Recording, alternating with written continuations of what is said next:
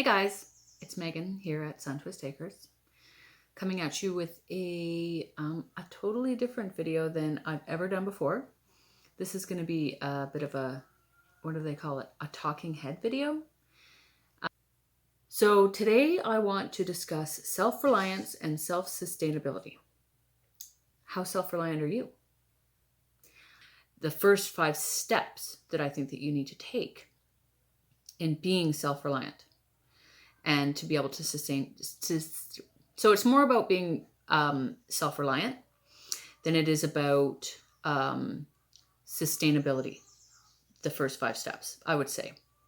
So I'm just going to get into it and we're going to start talking about them. In this video, I would love for you to leave me some comments about what you think about this and maybe about what your top 5 list would be for self-reliance, like what you would do first. And if you disagree with what I think are the top 5, let me know why, because I'm always into new ideas and there's things that I don't think about. So I would love to hear other people's opinions about this. So my number 1 that I think that everybody should be thinking of is a plan, which really should be the very first thing before you start anything, is to plan it out. Having a plan for, like, even just this list is the beginning of a plan. What are the things that you think that you need to start focusing on in order to be more self-reliant? I'm not talking about being 100% self-reliant. I'm just talking about having that security of knowing that you are prepared in case something happens. In our area, they keep talking about, the big earthquake that could happen. We still haven't seen it, but that doesn't mean that it's not going to happen. It could happen. And where we live, like right where we live, we would be like the very last people that they would come and help. There's food shortages that we keep hearing about that could possibly happen. And we live in an area where we would be hit first. Like Vancouver's going to get food before we do. If there's shortages, we're going to see the shortages up here first. So just stuff like that, planning out what sorts of things are most important to you and to your family, and start writing it down. What you think are the most important things to get organized for your family. So that's number 1, a plan. Number 2 for me is to get your finances in order, which a lot of people don't think about. Because if things start going badly and say interest rates start going up, and so now your mortgage is going to cost you more. Your credit cards are going to start costing you more. If you've got a loan on a car, that's going to start costing you more. So getting those sorts of things paid off is a really good idea. I would recommend for your mortgage, go out and talk to a financial advisor, go out and talk to somebody at the bank, and they will tell you the steps that you can take to start paying your mortgage off quicker. Some of the things that you can do that I know of are, number 1, change your mortgage payments over to bi-weekly payments. So you pay every 2 weeks, and in the long run, you end up making an extra payment a year, I think, or something like that, which doesn't seem like very much. But that payment goes directly towards your principal, bringing the amount that you owe down so that you don't pay as much in interest.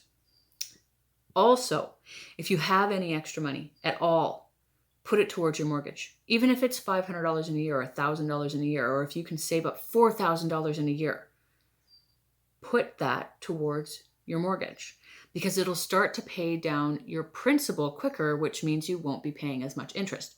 Also, credit cards, start getting those paid off. Don't just pay your minimum, pay them off. Don't be carrying some huge balance on your credit card, because then that's just another payment you have every month that you have to worry about. Also, if you get your finances in order, you can start saving up money. Even if you don't make that much money, you can start saving up money to put aside for things that you might need to be more self-reliant. Like if you want to, say, buy some big water storage, which is huge. Water's becoming a big concern for a lot of people. Not us here in our area, not right now. And I think it'll take a long time for our area to be really that concerned about water, but we're still starting to think about saving our own water. So, stuff like that. Purchasing things that can help you be more self-reliant, which can be expensive. So get your finances in order, get your finances under control, get your spending under control, stop buying things that you don't really need. And if you're going to be spending, big amounts of money, make sure that you're spending it on something that is really going to help you in the long run. Number 3, for me, now this is something that some people might kind of be like, what? But to me, this one's really important and something that people so don't think about. Knowledge. Learn as much as you can about the things that you want to know how to do. And don't necessarily just learn it, but collect some books. Get some information on paper. Don't rely on your phone, don't rely on your computer, because what happens if those sorts of things go down? And now you think that you're going to be able to go on Google and ask a question about how to raise goats or how to dig a proper drainage line or something like that. Okay, sorry, I got interrupted there. Well, I was in the middle of what I was talking about. I hate it when that happens because then I lose my flow. I was talking about knowledge, right? So getting some books, getting some information. If you've got say a grandpa or a parent or somebody who has knowledge for how to make things, whatever, get some knowledge. Get some knowledge? I don't know if you can get knowledge. So start seeking out as much knowledge as you can about the things that you want to know how to do and how to be more self-reliant. I've been doing that.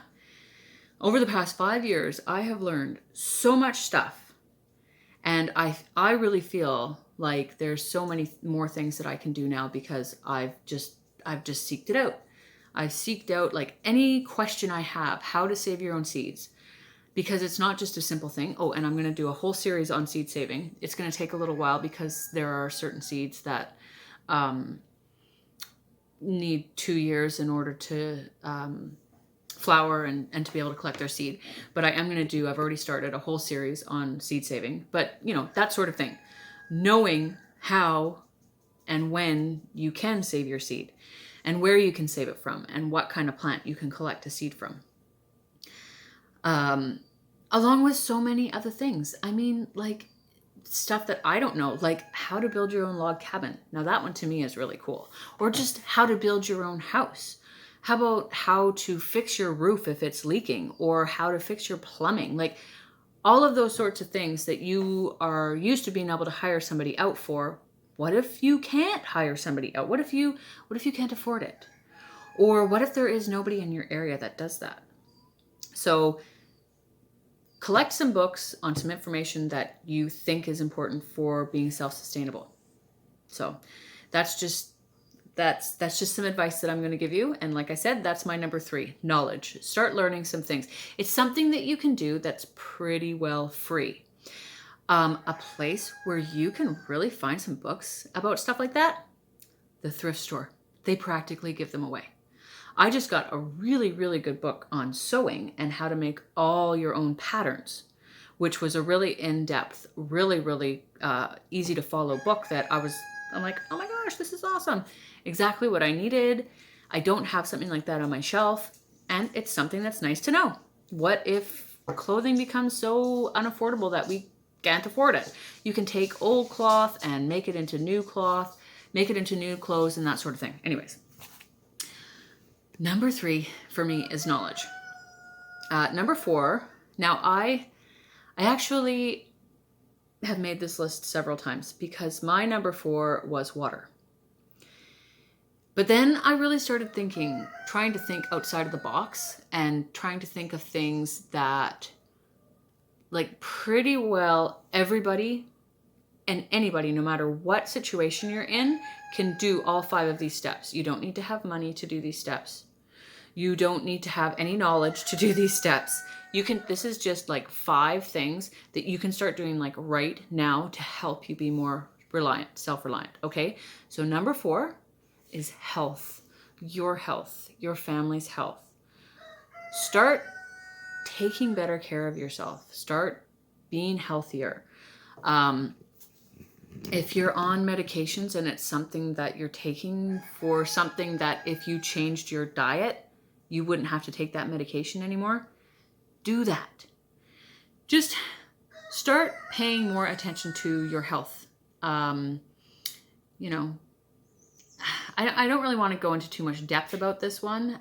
You can take it as you want. Just start paying more attention to your health. Eat less salt, eat less sugar, build your immunity. Start consuming things that can really help you build your immunity. Like, I don't know, build your gut. Look into all of those sorts of things. This is not a how to be healthy video. This is just some ideas. But I really think that being healthy is very important, and having a really good, strong gut has a lot to do with that. Research that if you don't know what I'm talking about, because like I said, I'm not going to go into depth about that right now. I am not a nutritionist. My sister is. I'll make her come over and give you guys a little talk about eating healthy later on in life. But yeah, start taking better care of yourself and boost your immune system. Because if you're healthy, you don't have to worry as much about certain things, about feeling like you're malnourished and all of that sort of thing. Anyways, like I said, I'm not going to go into huge depth, but start paying more attention to your health is number 4. And number 5 is another weird one. Like I said, these are all things that aren't going to cost you a cent. Number 5, now this one is really important, and I'm happy to say that we've already done this. You need to form a group, a solid group of people in your area, whether it's your family members or your friends that maybe have at least a similar belief system to you. And I'm not saying that, like, if you're all, say, Catholic, that they're all Catholic too. No, like, people that believe that we need to prepare for something that could happen. We have, I guess you would consider it like an emergency preparedness group that we formed of people who have different knowledge, different abilities. We have a plumber, we have a roofer, that's my husband. We have 2 healthcare workers that can, like, stitch you up if you get hurt or whatever. They all live close to us in our area. And we've talked about, like, being able to talk to each other on CB radios and that sort of thing. Just being able to communicate with other people, that if something happens, you know that you have a group of people that you can help each other out. So yeah, go around, talk to your neighbors, because maybe you have some neighbors in the area that that have some knowledge, or maybe you can share knowledge with them. Another thing that we haven't done yet, but we really do need to do, but we do know, like become familiar with your neighbors and with your neighborhood. Know if there are some elderly people that live in your neighborhood that if something bad were to happen, maybe they might need your help. So, look into that sort of thing, because this isn't just about you. It's about getting your community involved and your family and friends involved, just to make sure that everybody can be safe if stuff were to happen, if bad things were to happen. So I'm talking like an emergency, like an earthquake. I don't think we have to worry about a tornado here, but hey, you never know. There was a tornado not too far from us. It wasn't horrible, but the weather's getting weird, so you just never know what could happen. But this is also food shortages, like being more reliant on yourself, being more reliant on your home, homestead. Like, well, we are a homestead. Not everybody's a homestead, but just being more reliant in your home, that you can take care of yourself. So yeah, like I said, this is an open discussion. I would love for you to join me in this discussion. And if you leave me comments down below and I like what you left, I will share that with everybody else. And this is video number 1. And there's hundreds of things I think steps that you need to take to be self-reliant, and like things that I don't think about that other people think about. So these videos could be endless, but if we do run out of things to talk about, then I'll probably just start a whole other list of things to talk about. So if you like this video, You can go ahead and like it. That doesn't really matter to me. Subscribe and hit the notification bell if you want to know when I upload a new video. But you don't even have to do any of those things. Just leave me comments so that we can start a discussion. That's the most important thing right now, is talking back and forth, and everybody feeling like, and anybody, let's say, anybody who feels like they need to ask questions, ask them. And I will answer them, or other people in the comment section will answer them, so that we can start helping each other out to feel a little bit more secure in our homes, in our lives right now, because I think it's kind of a scary time for some people. So I love you all. We are all in this together, and we can all help each other out a lot, I think, even just to have a support group like this. So thank you very much for joining me today, and we'll see you next week. Have a good rest of your day, and happy summer solstice, because it is summer solstice today. So longest day of the year. Yay. Okay. See you guys later. Bye.